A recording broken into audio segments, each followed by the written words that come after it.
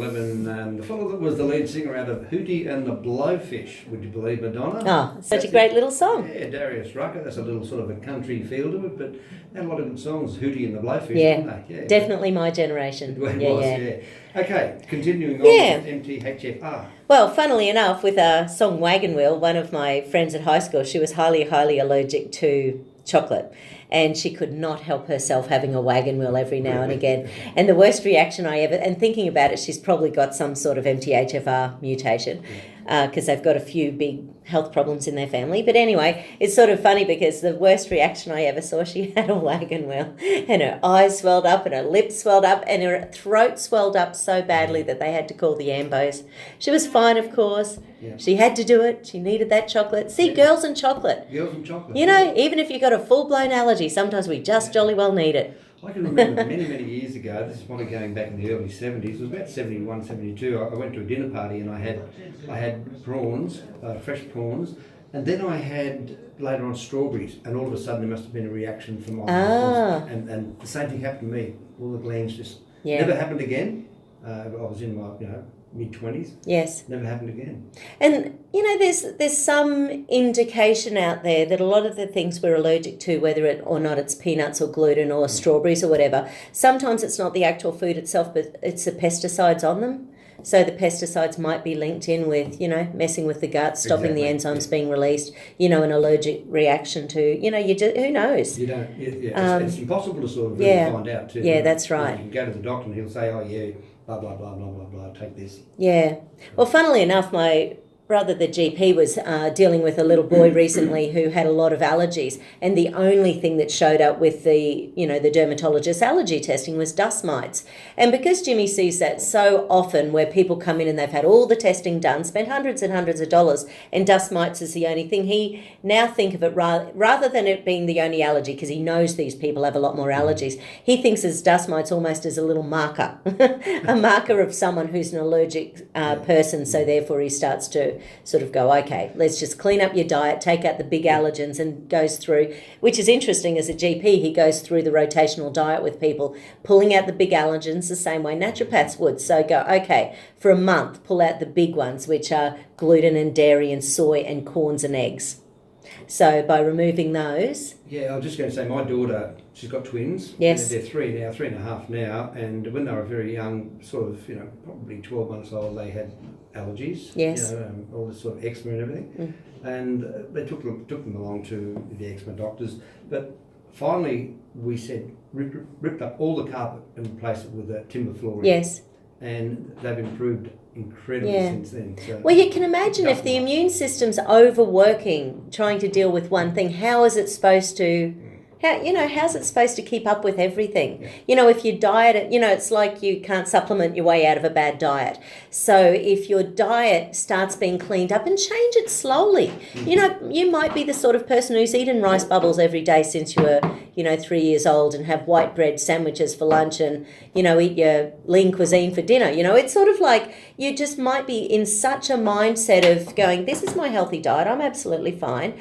And if you're fine, you're fine. This is the thing. If you're fine, you're fine. But if you're having health issues, start looking at it individually and going, okay, what are the big things that I can do? Where can I add in good fats into my diet? Where can I add some good quality protein into my diet? Where can I add in some more veggies? And really, people who have methylation issues, so the MTHFR gene, I hate to say it, but they need to be looking after their liver every single meal. And the liver is about green leafy veggies, and it's about protein. So they could almost go, salmon and salad 3 times a day if they could afford it. It's the sort of thing where they just have to really start looking after themselves.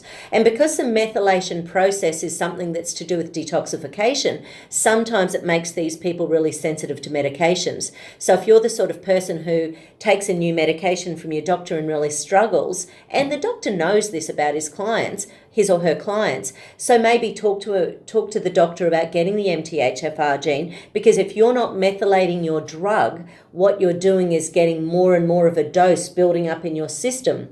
So if you're, say, taking whatever medication, doesn't matter whether it's for your blood pressure or for your cholesterol or an antidepressant, if you are not detoxifying that drug out of your system, It's in there and you're getting, more bang for your buck, but it's not doing you any favours when it's blocking receptors in the body. Right. Okay. So basically, anyone with an MTHF, I think it's really about detoxifying, and doing as many things as you can in your life to clean up your life. Make sure you get outside.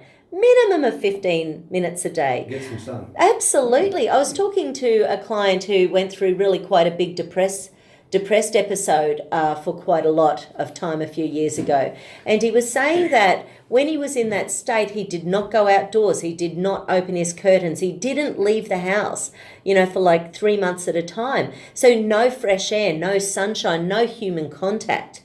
The loneliness was unbearable. And you can imagine a person in that depressed state is not going to be looking after their health. They're not going to be ordering, and spending 20 minutes cooking a meal. People think it takes so long to cook a healthy meal. It just doesn't take. It's a real mindset, isn't it? It is. That we have. See, I'm different. I love cooking. Yeah. I'd rather cook than go out. Yeah, right. That's weird. I'd rather be in the kitchen with a group of people sitting on the bar stools, having a drink or whatever they're doing, and I'm just there cooking and getting the meal ready. I love it. Yeah. And Cool. it's good fun. Yeah. But not everybody looks upon it like that, do Yeah. they? And maybe it's an old-fashioned idea left over from when really that's what mothers did. The concept was, and I would love to be a kept woman, be able to stay home and keep my house tidy and cook all day. Oh, I know that's not how people thought of it, but what a concept. It's just, you can't do it these days.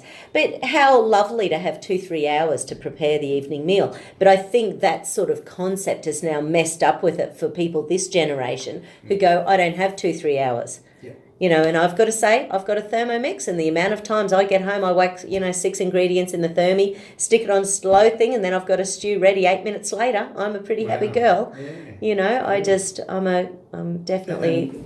Meat content? Oh, absolutely. Yeah. No, I'm a big believer in protein. Yeah. And protein's different for everyone. Some people...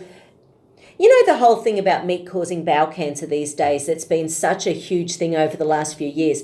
The problem with the studies is that when they look at people who have the biggest intake of meat, it's nearly always in the forms of burgers and takeaways and things like that. They're not really looking people who are cooking, say, a 200-gram steak at home and eating it with salad and veggies. They're really looking people who have the big chunk of steak and the big mash, the mash and the fries and the burger, so that's a whole different meal. And I have absolutely no doubt that that sort of meal is going to lead to bowel cancer. And when they're talking about it, they're talking about oxidation in the bowel, so undigested protein that's sitting in the bowel. Now, do you remember there were people going back about, oh gosh, what's her name?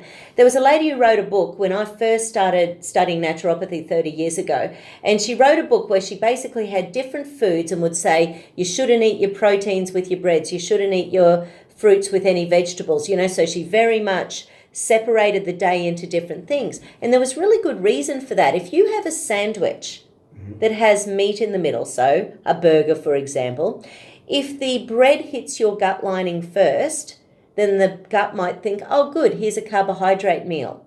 So therefore, it doesn't release as much hydrochloric acid from the stomach. Okay. And the food can go very much undigested through to the small intestine, where it's going to be releasing the small intestine, which is all about alkalizing. So therefore, you're missing the hydrochloric acid portion in the stomach, and it's hydrochloric acid we need to break down our protein. So one of the things you have to remember about digesting and eating is that 35% of digestion is about looking, it's about smelling, it's about being present with your food. So if you are, and that's 35%. If you're eating on the go at lunch, if you're scoffing it between clients, if you're, sort of in that sort of a thing where you're sitting at the desk and answering the phone and taking a bite and not paying attention, you've lost 35% of your digestive processes instantly. Sure. And what did your mum tell you when you were sitting at your table? Chew your food. Chew your food, yep. And chewing. And sit up straight. Yeah, and the problem is, yes, sitting up straight, that actually allows more space in your digestive organs.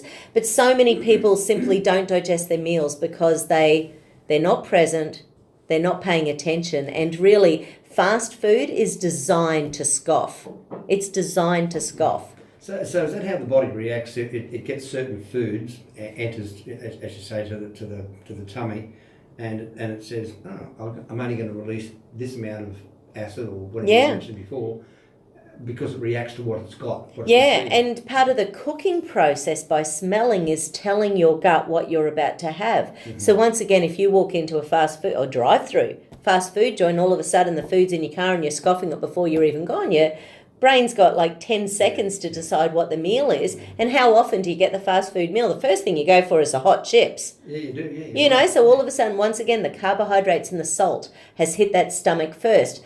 You don't require hydrochloric acid to break down carbohydrates. You require hydrochloric acid to break down your protein. So therefore, especially when people can't take the bread out of their diet, and I know a lot of people are addicted to it, but eat the protein first. Right. You know, okay. get a small amount of the protein, and even better still, if you're at home and you know you've got digestive issues, get some raw, unfiltered apple cider vinegar and have a small amount of apple, and I'm only talking a small amount, like a teaspoon, in say quarter of a cup or something like that. Even put a wedge of lemon juice in there and sip it. Sip it until you can feel your stomach becoming warm.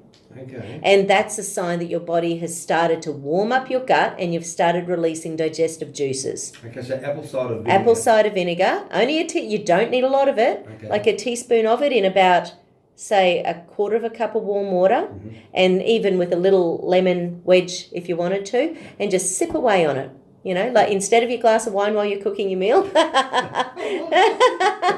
so, whack some apple cider vinegar and lemon wedge into your Pinot. Yeah. I didn't have depressed, I turned the stove off. So sort of sipping away on that, and quite often within maybe, I don't know, 3, 4, 5, 6, 7 sips, especially when you're just sipping it, you'll just feel a warmness through your stomach, and that's a sign that you've started waking it up, and now the digestive juices are there, they're ready to go. Don't drink the rest of it because it's already up and running. If you do it too much more, you'll dilute it. So then if you eat your protein first, you'll actually start to digest it. There's a great little sign you can buy. You've probably seen it. I use a lot of wine in the kitchen. Yes. Sometimes I put it in the food. All right, look, we'll have a little very quick break and we'll come back and round off that last 15 minutes for you. And you've got a few things you want to talk about, of course. Absolutely. Courtesy of our sponsor. And Madonna Gold will be back in just a moment. This is Bay FM, and let's have a look at the time. 22 minutes away from midday. Hey, have you tried the Redland?